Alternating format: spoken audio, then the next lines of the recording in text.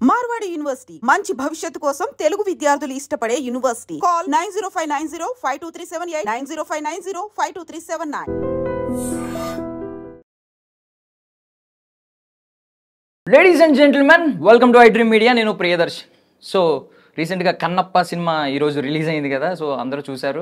దానికి ముందు రకరకాల ట్రోల్స్ వచ్చినాయి ఒక నెలల ముందు. ఇప్పుడు అది పాజిటివిటీగా మారింది. శివయ్య సాంగ్ వచ్చిన తర్వాత చాలామంది కొంచెం దీన్ని ట్రోల్స్ తగ్గించారు. తర్వాత ట్రైలర్ ఎప్పుడైతే రిలీజ్ అయిందో, ప్రభాస్ సీన్లు ఎప్పుడైతే కనిపించినాయో, చాలామంది దీనివైపు చెడు దృష్టి కాస్త కొంచెం మంచి దృష్టిగా మారింది. సినిమా రిలీజ్ అయిన తర్వాత రివ్యూలు రకరకాలుగా వింటూ ఉన్నాం. దాని గురించి పూర్తిగా చర్చిద్దాం. నాతో పాటు మహర్షి, యాక్చువల్లీ జిఆర్ మహర్షి ఆయన పేరు, బట్ కన్నప్ప గురించి డీటెయిల్డ్గా డీకోడ్ చేస్తున్నాం కాబట్టి ఆయన్ని ఈరోజు మహర్షిగా పిలుస్తున్నాం అనమాట. జిఆర్ మహర్షి గారు ఉన్నారు, senior journalist and film critic. మాట్లాడదాం. సార్ నమస్తే. నమస్తే దర్శన్. బాగున్నారు సార్? బాగున్నా. సో ఫస్ట్ ఆఫ్ ఆల్ ఏంటి సార్, కన్నప్ప చూసిన తర్వాత మీ మొట్టమొదటి రియాక్షన్ ఏంటో తెలుసుకోవాలనుకుంటున్నాను. సినిమా బాగుంది. ఎందుకు బాగుందంటే, ఏ సినిమాకైనా సరే సెకండ్ హాఫ్ కీలకం. సెకండ్ హాఫ్లో మీరు లాస్ట్ క్లైమాక్స్, ప్రీ క్లైమాక్స్ని కనుక ఎమోషనల్గా తీసుకెళ్ళగలిగితే వర్కౌట్ అయిపోతుంది. ఈ సినిమాలో ఉన్న బలం కూడా ఏమిటంటే, ప్రభాస్ వచ్చిన తర్వాత ఒక 40 నిమిషాలు ఈ సినిమా ఒక రేంజ్ హైట్స్లో వెళ్ళిపోతుంది, ఒక రేంజ్ ఎమోషన్లో వెళ్ళిపోతుంది. ఫస్ట్ హాఫ్ మళ్ళీ కొంచెం స్లో ఉంది. ఇది ఎందుకో 3 గంటల పైగా తీశారు సినిమాని. ఈ కథలో ఉన్న ఇబ్బంది కూడా ఏమిటంటే, ఇది ఒరిజినల్గా చాలా చిన్న కథ. నీకు ఒరిజినల్గా కాళహస్తీశ్వర శతకం, అదే మహాత్యం మన దూర్జటి గారు రాసింది. కానీ దీని ఒరిజినల్ కథ చిన్న కథ. తిన్నడు అనే ఒక ట్రైబ్స్కు సంబంధించిన అతను శివభక్తుడిగా మారి తన కళ్ళనే శివుడికి దానంగా ఇవ్వగలిగే అంత స్థాయికి వెళ్ళడం అనేది ఆ కథ. కాళహస్తీశ్వర అంటే అది ఏమిటంటే, ఏనుగు, శాలీడు, సర్పము ఇవన్నీ కూడా శివుడిని పూజిస్తూ ఉండడంలో కాళహస్తి అని వచ్చింది ఆ పేరు. సరే, అది దాని గ్రౌండ్ స్టోరీ. మరి దీన్ని సినిమాటిక్గా తీయాలి అనేది 1952 నుంచి సమస్య. ఇది కాళహస్తీశ్వర మహత్యం, అది బేడద కన్నప్ప అని రాజ్ కుమార్ గారు తీశారు. రాజ్ కుమార్ గారు తీసినప్పుడే ఈ సినిమాని ఇంత ఎలా అనేది ఒక క్వశ్చన్ వచ్చింది అప్పుడే. దానికి ఏం చేశారంటే, ఒక క్యూట్ లవ్ స్టోరీ యాడ్ చేశారు. కొంచెం ఆ తెగల మధ్య ఉన్న ఘర్షణ, లేదా ఈ తిన్నడు ఎంత మహాబలవంతుడో చూపించడం యాడ్ చేశారు. ఆ సినిమా తీసిన ఒక 24 ఏళ్ల తర్వాత 1976లో కృష్ణరాజు గారు తీశారు. కృష్ణరాజు గారు తీసినప్పుడు కూడా డౌట్ వచ్చింది, కృష్ణరాజు గారు ఈ ఎమోషన్ పండిస్తారా, ఇంత సినిమాని ఆయన ఎలా మోస్తారు. ఎందుకంటే ఆ రోజుల్లో కృష్ణరాజు గారు 20 లక్షలకు పైగా ఖర్చు పెట్టారు. ఆ భయం ఉండింది. ఆ భయాన్ని కూడా దాటేసి ఆ సినిమా సూపర్ హిట్ అయింది. సేమ్ మళ్ళీ 49 ఏళ్ల తర్వాత సేమ్ కథ. మంచు విష్ణు విపరీతమైన బడ్జెట్తో ఈ సినిమా తీస్తున్నాడు. మంచు విష్ణు ఇంత మునుపు చేసిన సినిమాలకి దీనికి సంబంధం లేదు. ఈ ఎమోషన్ని క్యారీ చేస్తాడా మంచు విష్ణు అనేది అందరికీ డౌట్ ఉండింది. ఈ సినిమా ఏదో అంటే ఆయన ఏదో ప్రభాసు, మోహన్ లాలు, మోహన్ బాబు, అక్షయ్ కుమారు ఇలా చాలామంది ఉన్నప్పటికీ వాళ్ళంతా ఏదో ఊరికి గెస్టులుగా కనిపించి వెళ్ళేవాళ్ళే. కానీ సినిమాను మోయాల్సిందైతే విష్ణునే కాబట్టి మోయగలడా అనే అనుమానం ఉండింది. ఈ సినిమా లాస్ట్ క్లైమాక్స్ సీన్లు కానీ ఒక 40 మినిట్స్ చూసిన తర్వాత విష్ణు చాలా సునాయాసంగా ఎమోషన్ని క్యారీ చేశాడు అనేది అర్థమైపోతుంది. చాలా బాగా చేశాడు అతని కెరీర్లోనే ది బెస్ట్ మూవీ ఇది. కొంతమంది మిక్స్డ్ టాక్ కూడా ఉంది దీని మీద. అంటే ఫస్ట్ హాఫ్ ఏదో స్లోగా ఉంది, 3 గంటలు నిడివి ఉంది, ఇవన్నీ ఉన్నాయి నిజమే. వీటిలేమి ఈ కథని స్క్రీన్ ప్లే పరంగా చెప్పడమే కష్టం. కాబట్టి మీకు ఈ కథలో ఉన్న ఇబ్బంది ఏమిటంటే, ఒకటి హీరోయిజాన్ని ఎలివేట్ చేయాలి, ఎంతో కొంత లవ్ స్టోరీ చూపించాలి. ఎందుకంటే ఆ లవ్ స్టోరీ అనేది సినిమాలో ప్రధానం. ఆ అమ్మాయిని చేసుకున్నప్పుడు అమ్మవారికి మొక్కనంటేనే అతన్ని బహిష్కరిస్తారు. బహిష్కరించిన తర్వాత తన భార్యతో కలిసి జీవిస్తున్న తిన్నడికి శివదర్శనం ఎలా అయ్యింది, అమ్మాయి శివభక్తురాలు కాబట్టి అమ్మాయి ఇతన్ని ఎలా ట్రాన్స్ఫార్మ్ చేసింది భక్తిలోకి అనేదే కీలకం. కాబట్టి లవ్ స్టోరీ ఉండాలి. హీరోయిజం కోసం అంత అడ్వెంచరస్ వారియర్ అంటే దీన్ని కొంచెం యాడ్ చేశారులేండి, వారియర్ స్టోరీ యాడ్ చేశారు. అది ఇంత మునుపు కథల్లో లేదు. అది ఇవి ఉండాలి. దీన్ని సమాంతరంగా సెకండ్ హాఫ్ స్టార్టింగ్ నుంచి సమాంతరంగా భక్తి చెప్పాలి. భలే కష్టమైన ఫీట్ ఇది మీకు. ఎందుకంటే అడ్వెంచర్ చేసేయచ్చు, ఫైటింగ్లు చేసేయచ్చు, లవ్ స్టోరీ చేసేయచ్చు. దీన్ని భక్తితో, దేవుడితో కలిపి చెప్పాలి ఈ కథని. అక్కడ వచ్చింది అసలు సమస్య. కానీ దీన్ని అతని డైరెక్టర్ ముఖేష్ చాలా సునాయాసంగా పండించేశాడు కథని. చాలా గొప్ప విషయం అది. ఈ సినిమాలో ఉన్నదే ప్రాణం అంతా కూడా సెకండ్ హాఫే. ఫస్ట్ హాఫ్ అంతా మనం మామూలుగా చూసిన అదే అడ్వెంచరస్, దాన్ని కూడా గేమ్ ఆఫ్ థ్రోన్స్ నుంచి ఆ పార్ట్ తీసుకున్నారు. ఆ తెగలు, వాళ్ళ మేకప్, వాళ్ళు ఉండే విధానం, అదంతా కూడా మనం గేమ్ ఆఫ్ థ్రోన్స్లో చూసిందే అది. ఓకే. సో ఇప్పుడు కన్నప్ప కథ చూసుకుంటే కన్నప్పకి ఉన్న 2 కళ్ళు ఇచ్చేశాడు. తర్వాత శివ దర్శనం అయింది.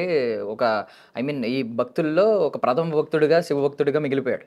శ్రీకాళహస్తి వాయులింగం పక్కనే కుడి పక్కన ఈయన విగ్రహం పెట్టే స్థాయికి వెళ్ళాడు. ఇప్పుడు మంచు విష్ణు కూడా ఆయన అలాగే క్లెయిమ్ చేసుకుంటున్నారు. ఏమనంటే నాకున్న దానిలో మాక్సిమం నాకున్న ఆస్తులు మొత్తం పెట్టేసాను కన్నప్ప మీద, ఏమవుతుందో నాకు తెలియదు, అంతా శివలేలా అని చెప్పి. ఇప్పుడు దీని గురించి ఏమంటారు మరి? ఇప్పుడు కూడా శివుడు కరుణించి కలెక్షన్స్ వస్తాయి అంటారు. ఆయన కాపాడాడు, రుద్రుడు అంతకు మించి కాపాడాడు. రుద్రుడు ఎవరు? ప్రభాస్.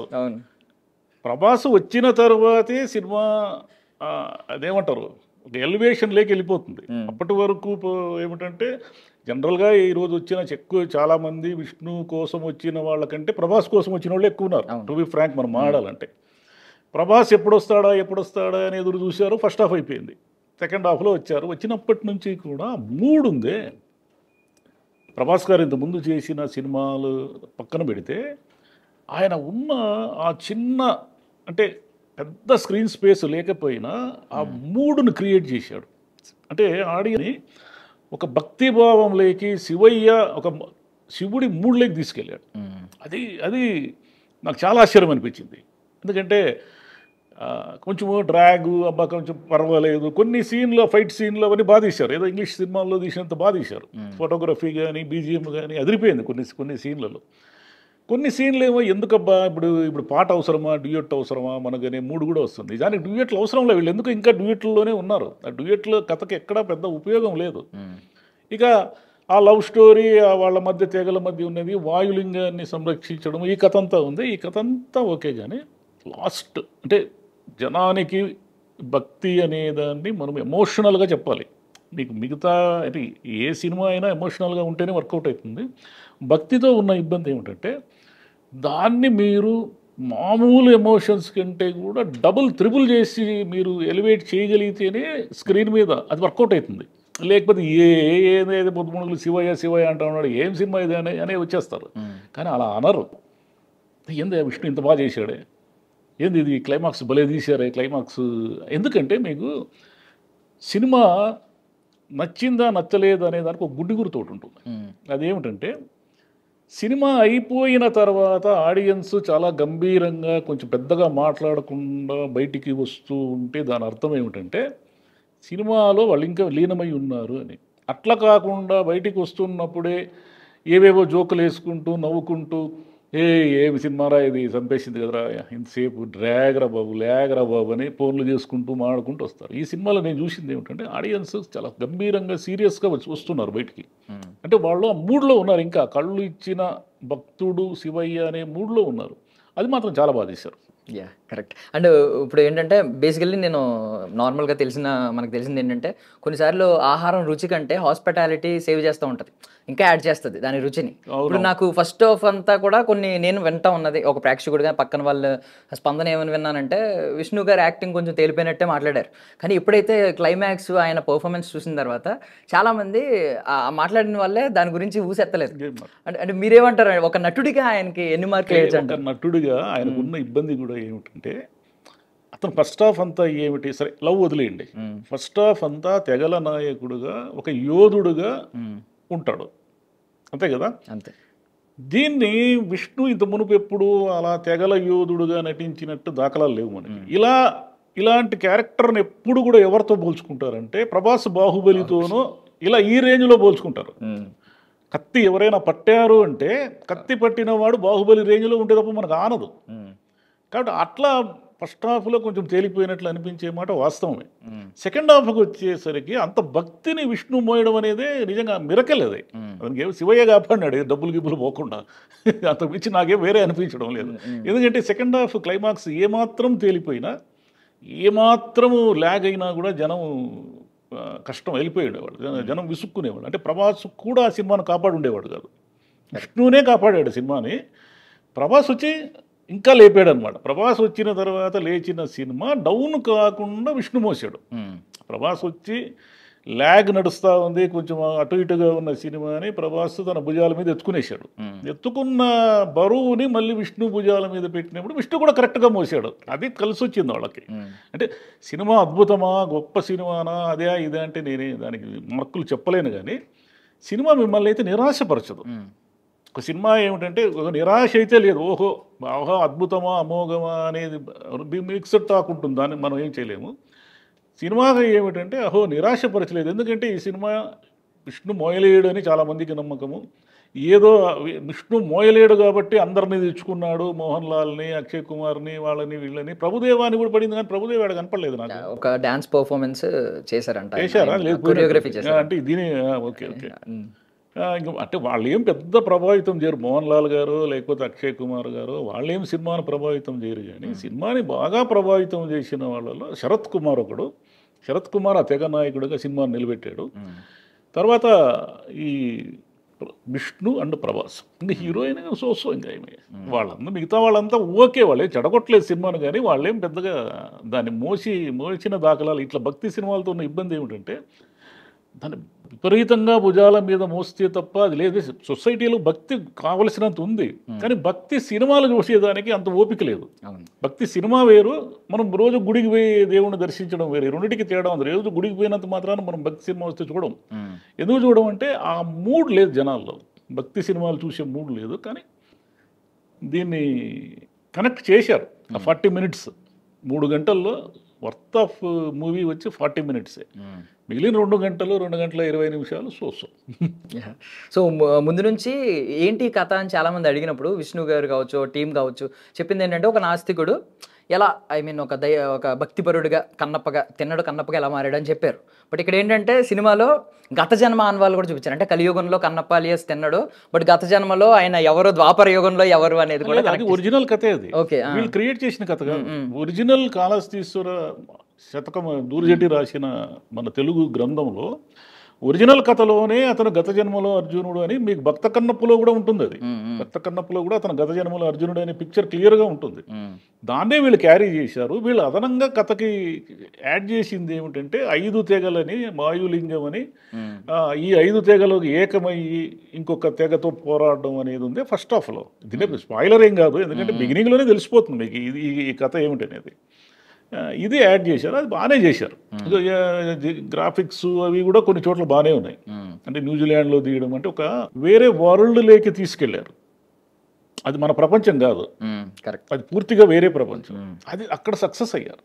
కెమెరామెన్ కానీ బీజిఎం కానీ వీళ్ళు సక్సెస్ అయ్యారు. కానీ ఎడిటింగ్లో ఇంకొక 20 నిమిషాలు 25 నిమిషాలు ఫస్ట్ హాఫ్లో కానీ సెకండ్ హాఫ్లో కానీ కత్తెర వేసింటే ఇంకా దాన్ని ఏమంటే గ్రిప్పింగ్గా ఉండేది సినిమా. కొంచెం కొన్ని ఉన్నాయి, లోపాలు అయితే ఉన్నాయి. మరి భక్తి, శివయ్య మీద భక్తి ఆ లోపాలన్నింటినీ కప్పిపుచ్చుతుందని నేను అనుకుంటున్నా. ఎందుకంటే లాస్ట్ 40 minutes.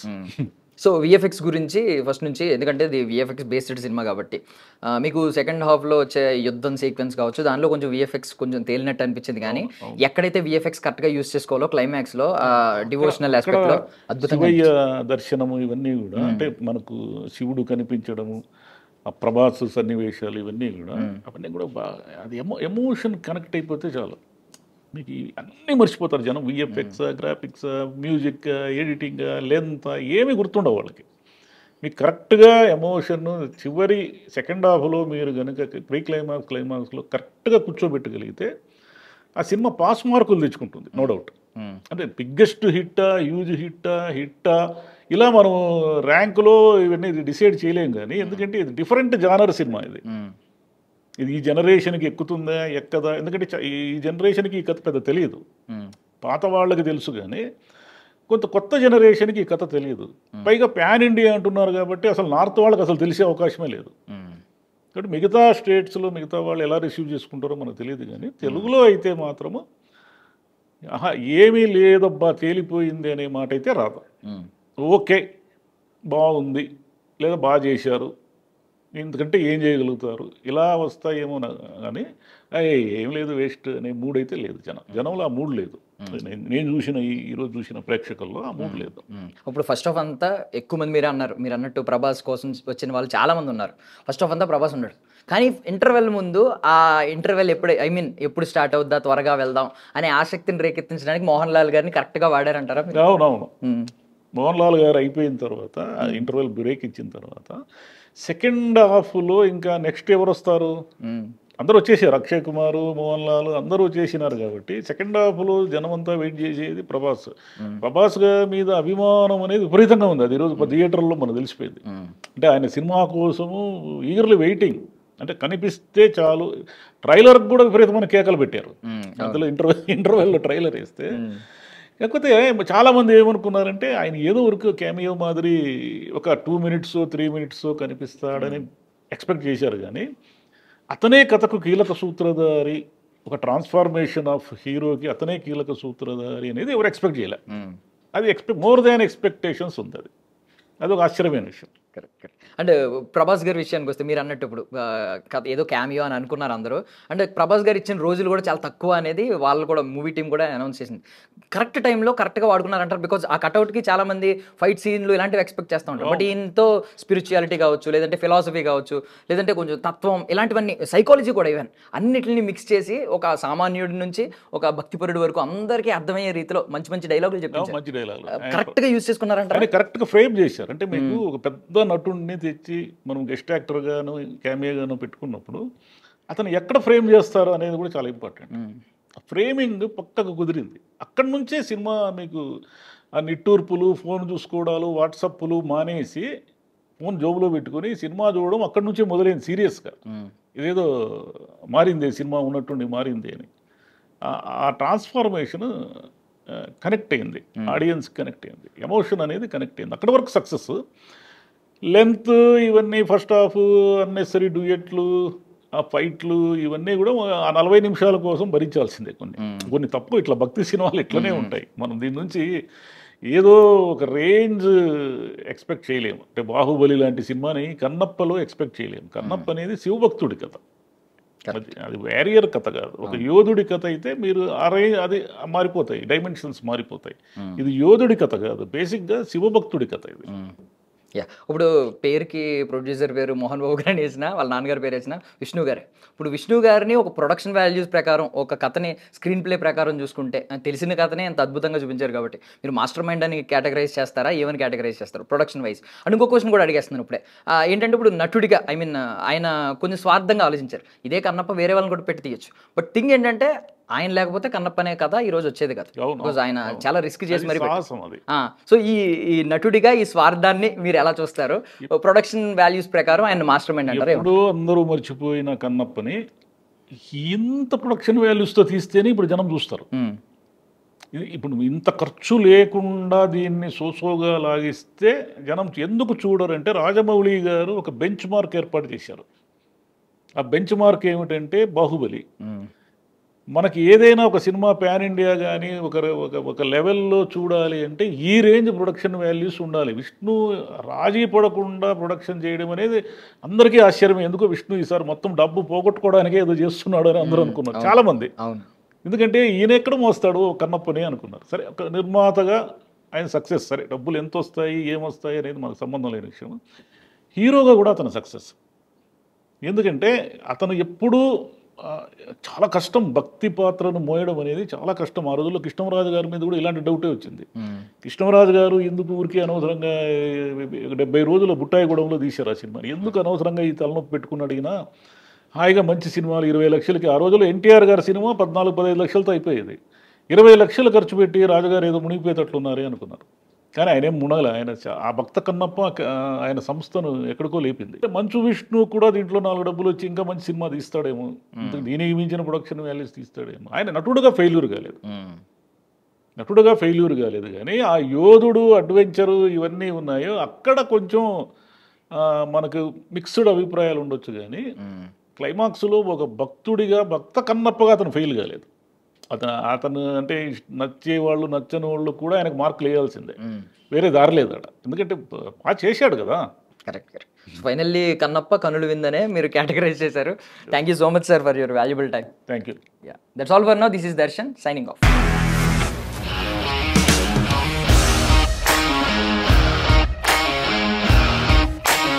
ఇండస్ట్రీలో కమిట్మెంట్ ఇష్యూస్ వస్తే నీకు కూడా వచ్చినట్టు మార్నింగ్ తీసుకెళ్ళాడంటే కొట్టి పడేసాడు.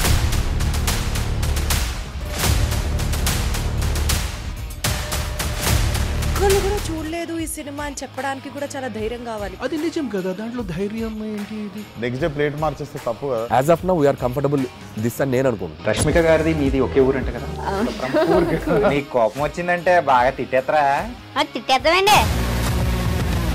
నిజంగా గేమ్ ని ఎలా చేంజ్ చేయగలిగారు? ఏపీఎస్ఎఫ్సి వాళ్ళకి 6 నెలల్లో నేను 6 లక్షలు కట్టా. బిజినెస్ చేయాలనుకుంటే it is as difficult as riding a tiger.